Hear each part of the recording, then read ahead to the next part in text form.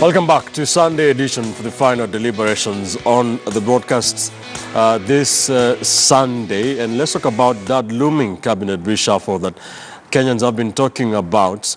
And there could be backlash. And the President Uhuru Kenyatta and now ODM leader Raila Odinga have been trying to measure their steps and try to see what their next political decisions will be based on this possible cabinet reshuffle. That is what we are told. And gentlemen, the question is there likely to be a backlash if they are to have this cabinet reshuffle with the handshake in mind? Is that what is likely to happen? We have seen a lot of supposed secret talks that are not secret anymore, but is there a possibility of that to happen, shaping a cabinet based on this handshake? And how much backlash is that set to elicit this one? Now, three things come to mind. Number one, President Kenyatta cannot be all things to all men. Number two, President Kenyatta sits in a very good position. That Raila Odinga has given him political capital and political insurance. That he needs to clean the slate. If President Kenyatta wants to do anything today, he's been given that cover by Raila Odinga. And if the president listens to unsolicited advice, let me have the privilege to do so. Please ask all your cabinet ministers to resign today. They give you resignation letters today, and then you reconstitute your cabinet afresh. And the people you shouldn't have any reasons to deny their resignation is number one, the Treasury boss, Rotich. He's been accused by the National Assembly over this sugar matter, Aden Mohammed and Willie Bett. I hope that he's not going to be allowed to present his credentials in India, because those guys, when they were serving in his cabinet, they were a letdown. Yes. And also President Kenyatta needs to know that he's putting together a cabinet, or he's supposed to be leading a cabinet, not divided as to whether they're part of the succession team or they're part of the legacy team. They need to be serving the nation. If a legacy is a beneficiary of it, so be it. If succession is the beneficiary, so be it. Over the weekend... Can you afford to be distracted by the hullabaloo that will come out over Jubilee disgruntlement? Well, if he wants Kenyans to remember him as a president who ran Kenya for 10 years, and there's nothing to write home about, then he can pay attention to what Kieleweke and Tanga squad are talking about. But if he wants to be remembered, and he's a fairly young man, he's going to be around maybe for another 50 years. I mean, look at Bill Clinton. He left office at a very young age. He's been seeing the way his leadership is being reflected. Even look at Obama. He's going to be around for a long time. He's been able to see his benefits. And I doubt whether President Kenyatta wants to wake up 10 years from now and the people are saying that we only remember you because of corruption, that you failed to fight corruption because you feared that your deputy president was going to react in a particular manner. I mean, what is the worst which can happen? If he decides to fire the entire cabinet, the worst is for members of Tanga squad to refuse to vet the new nominees in the National Assembly. And NASA will do that with the... Now understand there's Jubilee A, there's Jubilee B, and Jubilee C. But if there's a part of Jubilee which refuses to vet the new nominees, it's already been given cover. And I think at this stage, they now need to incorporate people with political capital. I don't know whether Mark Bichacha has got political capital to be incorporated in that team. But get people like Wetangula. He doesn't like Wetangula. But get Wetangula, get Musalia Mudavadi, get people with serious understanding on how to run a state to give you that advice. Because at the end of the day, if we do not make progress, we are going to be remembering President Kenyatta for failure. And the last point, if you allow me, it's about our economy. Our economy is in tatters. And I'm happy that for the very first time that Kipchumba is accepting that the economy is in tatters. Kenyatta needs to pay attention to that. And we go back to the Treasury, that the people who are running our Treasury, all of them are ex-IMF. So one wonders, when they're coming up with policy decisions, are they favoring their employer who is IMF, or their former employer who is IMF, or Wanjiko here who is struggling? I mean, the prospect that our dollar may slide to 130, the prospect that we are going to be buying a liter at 130 shillings, the prospect that now we are paying double. You recall a few days ago, we were told by Kenya Power that we are going to reduce the standing charges and your power is going down. You do basic mathematics, it's up by 54%. Now, those are the things that the president needs to cure. You know, he shouldn't entertain anybody who wants to derail him. All right. Be it his brother, All right. be it his deputy president. Good points. Mark, inside us that Wiper leader Kalonzo Musyoka and the ANC leader Musalia Mudavadi could be possible inclusions in President Kenyatta's next, probably final cabinet. Do you see this seeing the light of day? The issue of a Kenyan cabinet is a political hot potato for all the wrong reasons. There are people who would argue that if you add a Kalonzo Musyoka, a Musalia Mudavadi to cabinet, then you're bringing in experience, you're bringing in history, you're bringing in all those things. There are other people who will argue and say that you are trying to undermine succession and other things. We must look at these issues broadly, as Wheeler would put it. If you zoom out of the Kenyan problem and you look at it correctly, you will notice a few things. Number one, the governments that have done this country the best have always been governments of unity, okay? This is true of Kibaki's first term, where even Uhuru Kenyatta, who was the official leader of opposition, was incorporated in government. Okay, and he helped a lot in government. If you remember, the official leader of opposition, by the time it was coming to 2007, he was Kibaki's biggest supporter. So this has happened before with Uhuru Muigai Kenyatta himself. So he has been a beneficiary of a benevolent leader who saw the needs of a country beyond the needs of a party, which is what we must see. At the same time, when we did 2007 to 2013, we all know that was one of the most joyous and stable governments that we had, albeit it was formed rather in very harsh circumstances. For me as a person, I really do not care whether whoever is there is Abdul Rahman, Rashid, or Kamau, or Mwengele, or Dismas. I don't care. What the Kenyans should be interested in is not the faces that are there, but are they people who can deliver for the president what he wants. He needs a health secretary who can tell Kenyans every day how far we are on universal health care. He needs a CS of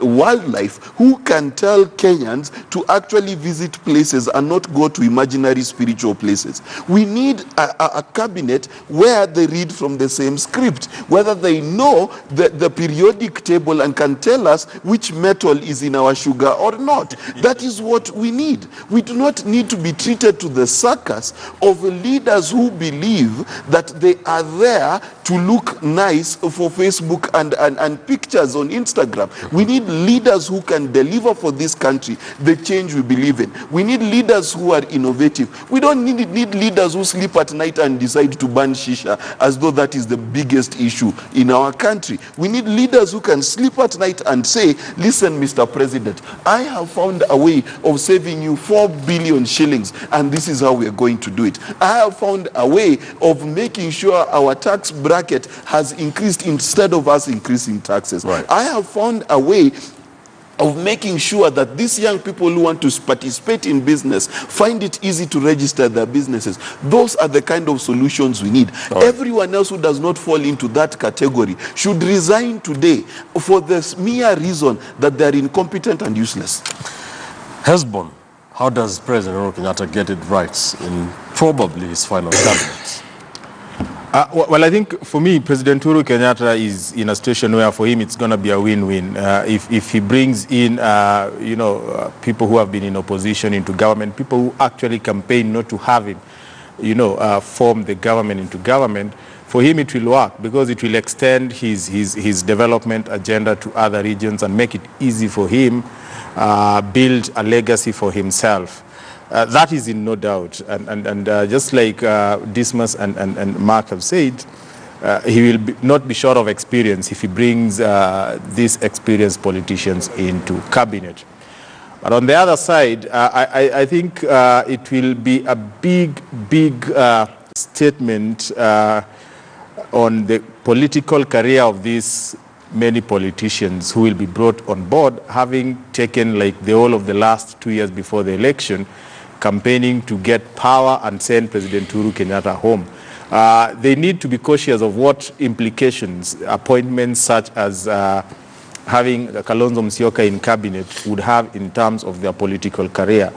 I don't see it as a threat to any succession plan because, again, if you are a presidential candidate or a running mate to a presidential candidate and you bring yourself to the level of being appointed to the cabinet, you are essentially giving your competitors enough ammunition to say that you are not serious enough, and come the next contest, it will be very easy to deal with you. So it is critical upon the political class who are outside the Jubilee government to think through any appointment that would take them to the cabinet, and whether that is the next course they want in their political careers. But again, it is also important to note that there are people in this cabinet who are not, painting the Big Four agenda in any sort of glory, and the president needs to do something just to show up the cabinet and ensure that whatever kind of cabinet he has serves the interest of the people. You cannot, for instance, have cabinet secretaries who are saying that they are answerable to President Uhuru Kenyatta. No. I mean, it's a no-no. President Uhuru Kenyatta himself is answerable to Kenyans because we gave him the mandate to be the president. And any cabinet secretary appointed by the president should work at the behest of the president but serve the interests of Kenyans. So a number of them who have been going bullfighting, calling Kenyans many different things, telling us to go to hell. I think they are not people who should be privileged to be serving the public. Secondly, you also realize that in the event that it will send a few people home, it will have political ramifications. I remember in 2007 when one cabinet minister from my county, the former senator of Migori County, Honorable Mashage, lost his cabinet position because Raila Odinga joined the government. He was a bitter man for almost 5 years. And President Uhuru Kenyatta also wants to look at that if I'm going to get people out, how am I going to handle the political aftermath of that? Right. And is the handshake sufficient enough to help him contain that as he works on the Big Four agenda and, of course, his legacy? All right. Kipchumba, have the final say on this very quickly. Handshake vis-a-vis cabinets. Where does he draw the line?